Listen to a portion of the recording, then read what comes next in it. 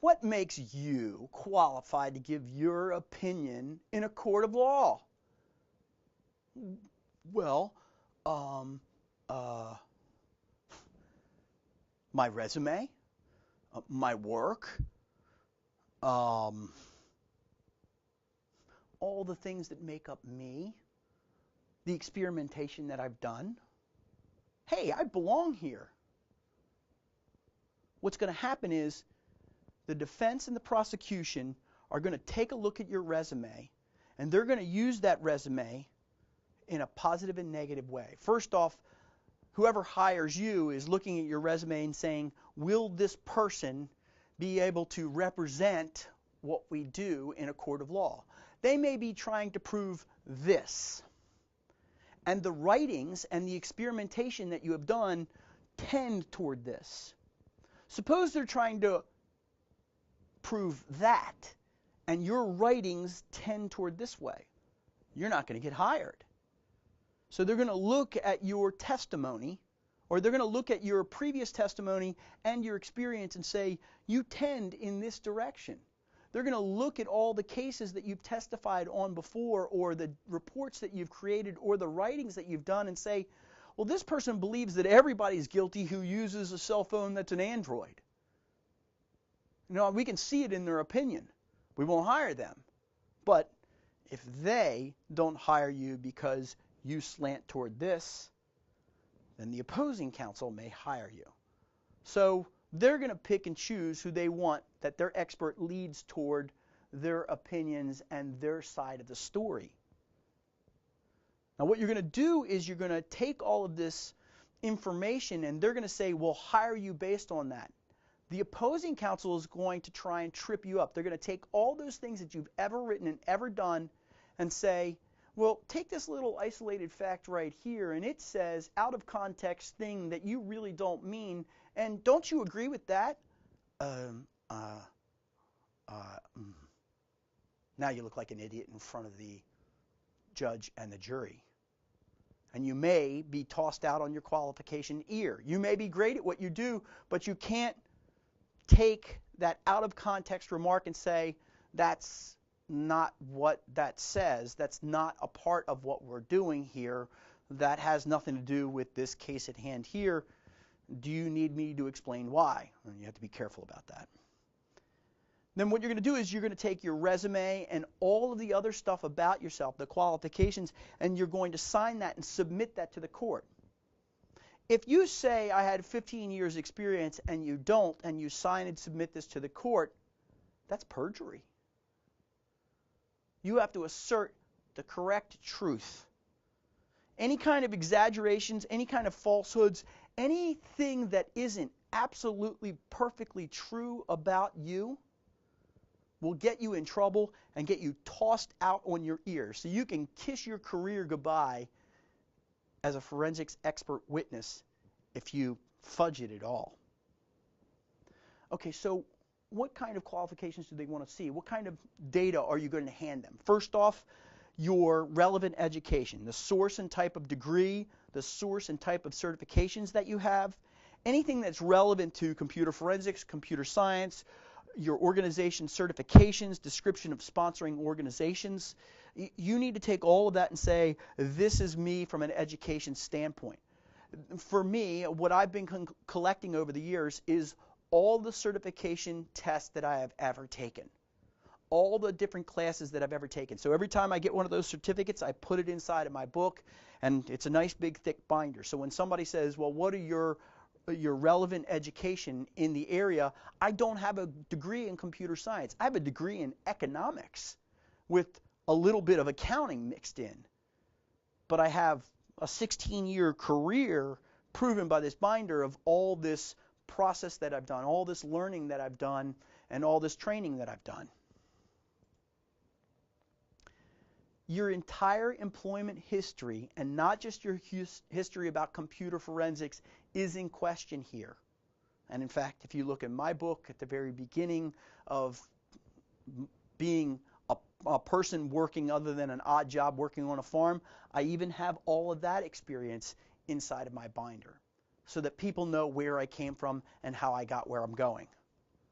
If I've done any publications or presentations. Now for me as an instructor, I've created thousands and thousands of slides. I've written lots and lots of paper. I've blogged a ton. I've put my work into being a subject matter expert for the CISSP, written 2 versions of the official curriculum.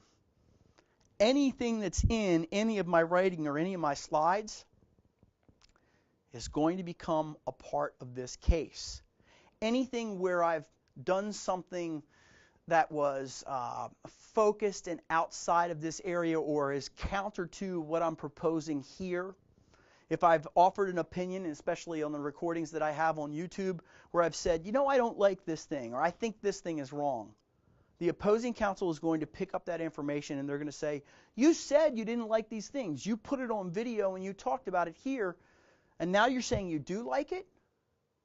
Which is it, Mr. Bushmiller? Are you this way or that way? Are you wishy or are you washy? Focus on what, well, you know, maybe you shouldn't be in front of this court. Now, when you put your publications out there, it's got to be at least 10 years. You've got to go back 10 years. How much published work have you done? So that means you need to collect this up. Every time that you write something, you blog about something, you put something on anywhere that is relevant to your discussion here, make sure that you get an exact copy of that and put that into your binder, your collection here. So you're starting today, and let's pretend that next thing that you do after this is you take a certification exam and you get your CHFI. From that moment back 6 years, you've got to collect up every single piece of data that you've done and make sure that all of that is nice and clean and neat. And so if there are any falsehoods or issues or problems going back all the way 6 years, make sure you clean up all that stuff today. And then, for the next 4 years, you have to work as a journeyman underneath of a senior investigator, learning all of your craft and all of your trade and studying as best you possibly can. And now you've reached this 10-year mark. So 6 years back and 4 years forward, you're ready to become an expert witness. You say, well, why should I do all this work? Well, because you can make a lot of money at it. That's what it boils down to. If you're truly an expert, as you're truly a scientist. Now, what will happen is all of this work that you have, this 10 years worth of work, the opposing counsel is going to try and discredit you on it. So make sure that in your publications and the things that you do, be consistent. You may not get this case with this particular counsel, but you may be the person on the other side in this next court case. So you're not going to get every court case that comes up because your opinions are your opinions and you should have them. But those opinions are going to make you hireable if you're consistent about them. So really being an expert witness is all about being methodical for a long period of time. 10 years may seem like a lot, but you know, I've been in this business for 16 years and it feels like the blink of an eye. If you've got any professional associations that you work with or academic honors that you received, put all that information in there. This says, I'm good, I've done this thing, I have value because these people believe in me. Normally if you go to ISC Squared, they actually have a list of ethical statements that you have to subscribe to. If you go to ISACA and you get any of their certifications and you join them, they have their own ethics body there. And you want to take all that data about those organizations and how long they've been around and their ethical statements that you subscribe to, and you want to put that in your professional associations and say, this is my ethics, this is where I belong. You've got to list all of the cases and depositions, trials that you've done in the last 4 years. That's part of the evidence that you offer to the court whether they decide that you should be an expert witness. Now what happens is they focus in on this one thing, which is the Daubert hearing. What happens is you take all this all this resume information, all these publications that you have, all the cases that you've worked on. You wrap this up in a nice, neat bundle, and you present to the judge in a separate proceedings in your Daubert hearing all of your acquisition activities that you've ever done, all the verification of the data that you've done, all of the work that you've done, and explain to them your methodologies and that you are qualified to be an expert witness in this case. A perfect example of this is if your acquisition activities have all been centered around mobile phones, you can't be an expert witness on this particular operating system from Microsoft over here. You're not qualified in that area. A focused career on mobile or Windows forensics or Linux forensics or cloud forensics, that focused career then allows you to be an expert at that particular thing, and that's when you're called in to testify in front of the court. That's when you're hired to do it, and that's how you have to proceed. You say, here are all my acquisition activities that I've done. I've done them on mobile forensics I've done mobile forensics for 4 years. Assert that.